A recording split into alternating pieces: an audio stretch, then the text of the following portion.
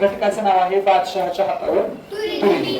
महाराजांनी बादशहाच्या हातावर तुरी दिली म्हणजे काय खरं खरंच तुरी दिली काय डाळ करून खा म्हणून तुरी दिल्या म्हणजे काय झालं तर फसवून महाराज तिथून निघून आले. ते कसं तर आपण बघितलं पुरंदरचा वेडावं कहो या पाठामध्ये बघितलं की मुरारबाजी जे होते ते दारातील ते पडले आणि महाराजांना हे वाईट वाटलं की जर आपण अशा लढाई करत गेलो तर प्रत्येक लढाईमध्ये आपलं रत्न गमावत जाईल आणि आपल्या स्वराज्यावर मोठं संकट येईल कधी ना कधी. मग महाराजांनी काय काय बादशहाला देऊ केलं 23 किल्ले आणि 4 लक्ष होण्याचा जो प्रदेश होता मुलूक होता तो मुलूक देव केला. पण त्याच वेळेस मिर्झा राजे जयसिंग आले होते बरोबर त्याच्याबरोबर दिलेर खान बरोबर. तर मिर्झा राजे जयसिंग म्हणले की महाराज तुम्ही एक काम करा एकदा काय करा तुम्ही आग्र्याला येऊ बादशहाची भेट घ्या.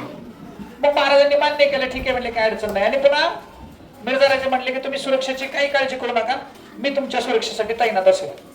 तुम्हाला कोणाचाही अंगाला म्हणजे खर्च येणार नाही याची जबाबदारी मी घेतो असं कोण म्हणाल मिर्झा राजे जयसिंग. शिवाजी महाराज म्हणले काही अडचण नाही. शिवाजी महाराज त्याला त्या गोष्टीला घाबरत नव्हते कारण जर घाबरत असते तर शिवाजी महाराज एकटे गेले असते संभाजी महाराजाला घेऊन गेले होते. कारण संभाजी महाराजांना पण माहित झालं पाहिजे बाबा हे संकट तुला आयुष्यभर सोसायचं याला एकदा बघून ये बरोबर आहे कसा कारभार आहे तिथला काय बघून ये. मग स्वतः संभाजी महाराजांना घेऊन शिवाजी महाराज मजल दर मजल करत आग्र्याला पोहोचले. त्यांचे काही विश्वासू सैनिक वगैरे घेऊन ते गेले आणि गेल्यानंतर तिथे पोहोचल्यानंतर दुसऱ्या दिवशी किंवा 2-3 दिवसानंतर औरंगजेब बादशहाचा 50वा वाढदिवस होता.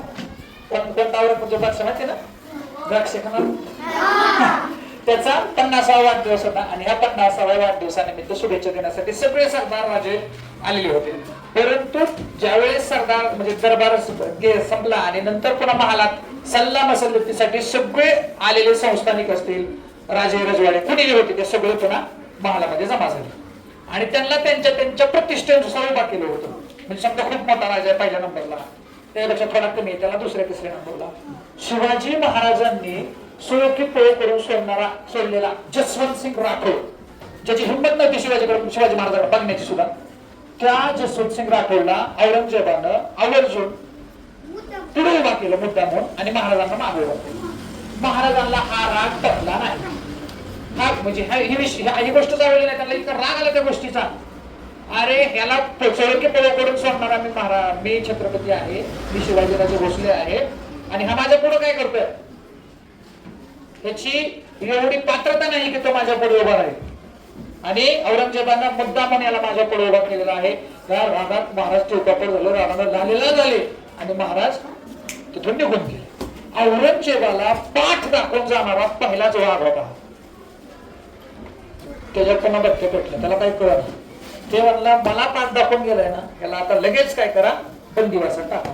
लगेच महाराजांच्या पाठोपाठच औरंगजेबाचं सैन्य गेलो आणि महाराजांना राहत्या मुक्तावी नजरकैदेत ठेवण्यात आलं. नजरकैद कळले नजरकैद आताच राहणार त्यांच्या फक्त बाजूला भरायचं कुठं जातात काय करतात सगळं बघायचं अशी नजरकैद महाराजांना झाली. आणि महाराजांच्या लक्षात आलंय की आपण आता पुरते अडकलेलो आहोत आपल्याला औरंगजेब आता जाऊ देत नाही. महाराजांनी तरी पण एकदा वेळा पत्र पाठवलं आम्हाला आमच्या स्वराज्याकडे जाऊ द्या पण औरंगजेबानं त्यांचं ऐकलं नाही. आणि काही दिवसानंतर महाराजांच्या लक्षात आलं की औरंगजेबाचा नेमका काय बेत आहे आपल्याला अडकवणं आणि स्वराज्य अडचणीत आणणं हा एकमेव उद्देश औरंगजेबाचा आहे.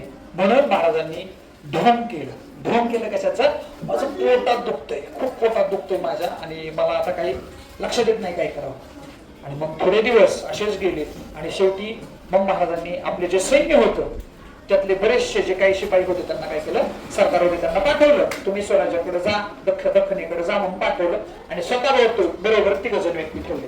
एक म्हणजे युवराज संभाजी भोसले दुसरे म्हणजे मदारी मेहतर आणि तिसरे म्हणजे हिरोजी फर्जंद.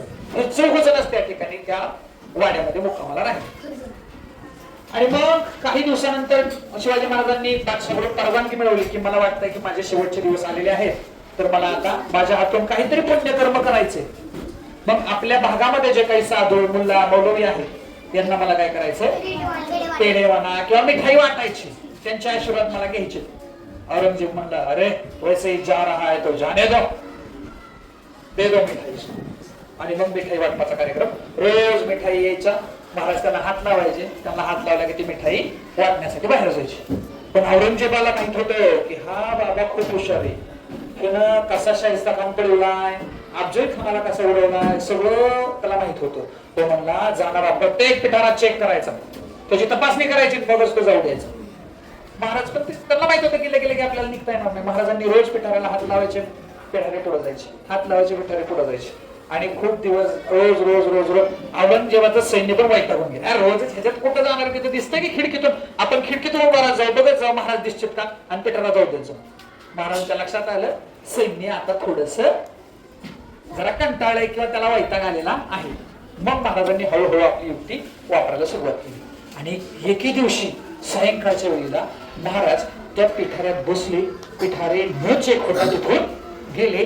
महाराज आणि युवराज संभाजीराजे भोसले हे दोघ जण त्या पिठाऱ्यातून निसटले. आणि मदारी मेहतर आणि फिरोजी फर्जन त्यांची जागा घेऊन तिथं थांबले. फिरोजींना शिवाजी महाराजांची जागा घेतली, त्या टक्क्यावर मस्त झोपले. आणि मदारी मेहतर त्यांचे पाय चेपत होते. सैन्य यायचं बघायचं, आहेत का महाराज, आहेत आत कोण झोपले, फिरोजी फर्जन. आणि त्यांना कोण वाटलं महाराज झोपले. थोड्या वेळानंतर मग तिथं काहीतरी त्यांना ठेवलं, उशा वगैरे ठेवले असतील आपण बघतो. आणि फिरोजी आणि मदारी मेहतर दोघं बाहेर आले आणि काय म्हणले की महाराजांचं औषध संपलंय, जरा औषध घेऊन येतो. आणि दोघंही औषधाच्या निमित्तानं बाहेर आले. शिवाजी महाराज तिथून निसटले. त्यांच्या पाठोपाठ काही वेळानंतर हिरोजी आणि मदारी मेहतर हे दोघं सुद्धा त्याच दिशेने निसटले. शिवाजी महाराज बाहेर आले. त्या जिथं त्यांचं ठरलं होतं आधी की मी या ठिकाणी, तिथं तुम्ही घोडे घेऊन तयार राहा आणि आपण स्वराज्याकडे कूच करू. म्हणजे हा महाराष्ट्राचा सह्याद्री त्या दिल्लीच्या तख्तापुढे झुकला का, नाकावर टिच्चून सांगून आला, ए याद राख माघारी येणारे, हा छावा तुला दाखवायला आणला होता, हा तुझ्या पार डोक्यावर बसणार आहे, लक्षात ठेव, म्हणून मी दाखवायला आणलाय छावा. छावा म्हणजे छत्रपती संभाजी महाराज. आणि हे संभाजी महाराज पुन्हा औरंगजेबाच्या डोकेदुखीचं सगळ्यात मोठं कारण ठरले, बरोबर आहे. आणि हा सह्याद्रीचा सिंह दिल्लीतून काय झाला, सुखरूप पुन्हा शिवाजी महाराज कुठे आले, राजगडावर, आपल्या रायगडावर, आपल्या राजधानीकडे आले. आणि मध्येच त्यांना मथुरेमध्ये संभाजी महाराजांना एका ठिकाणी ठेवलं. आणि 2 महिन्यानंतर संभाजी महाराज सुद्धा काय झाले, आपल्या स्वगृही म्हणजे राजगडावर परतले. आणि पुन्हा एकदा स्वराज्याचे दोन्ही थोरले महाराज आणि धाकले महाराज दोन्ही राजगडावर पाहून सगळ्या जनतेला, सगळ्या रयतेला प्रचंड आनंद झाला. आणि त्यांना कळालं की आता औरंगजेबाची उलटी गिनती सुरू. ओके.